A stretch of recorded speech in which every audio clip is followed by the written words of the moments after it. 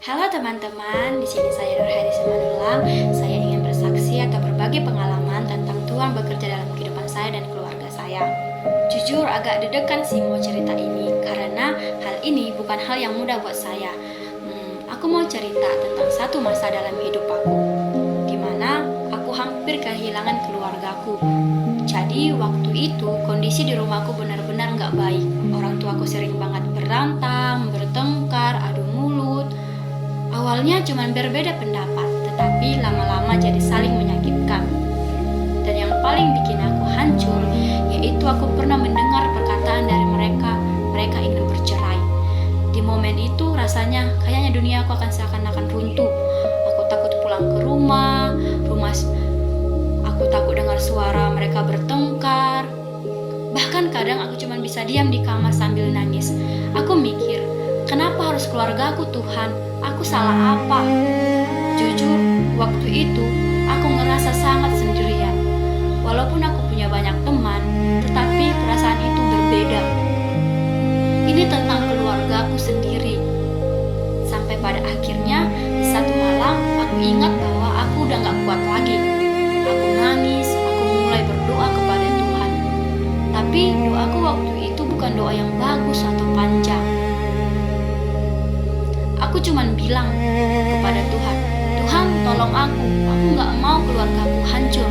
Dan waktu itu aku ingat banget satu ayat Alkitab dari Matius 21 ayat 2 yang berkata, dan apa saja yang kamu minta di dalam doa dengan penuh harapan dan keyakinan, kamu akan menerimanya. Dan dari situ aku mulai pegang satu hal, kalau Tuhan itu dengar doa kita. Jadi aku mulai berdoa kepada Tuhan setiap hari. Kadang aku sambil nangis, kadang sambil nahan sakit. Tapi aku terus bilang satu hal yang sama, yaitu Tuhan pulihkan keluargaku. Tapi jujur ya, gak langsung berubah. Masih ada teriakan, masih ada bentakan, masih ada pertengkaran. Dan dari situ aku sempat capek, dengan semua itu. Aku sempat mikir, Tuhan, Engkau benar dengar doaku gak sih? Tapi di dalam hati kecilku, aku tetap mau percaya kepada Tuhan walaupun sulit. Dan perlahan, tanpa aku sadari, sesuatu hal mulai berubah. Orang tuaku mulai lebih diam saat marah, yang biasanya meledak atau yang biasanya lempar barang mulai bisa tahan diri. Dan mereka mulai ngobrol dengan pelan-pelan. Dan satu hal yang paling saya syukuri, yaitu mereka gak jadi bercerai. Dan waktu itu aku sadar, aku benar-benar nangis lagi. Tapi kali ini aku nangis bukan karena aku sedih, tetapi karena Tuhan jawab doaku. Bukan dengan cara yang instan Tuhan jawab, tetapi dengan cara yang pelan tapi nyata dalam hidupku.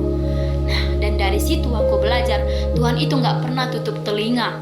Walaupun kita cuman bisanya doa sambil nangis, walaupun kata-kata kita gak tepat, walaupun kata-kata kita gak pas, walaupun kata-kata kita berantakan, tetapi Tuhan dengar kok.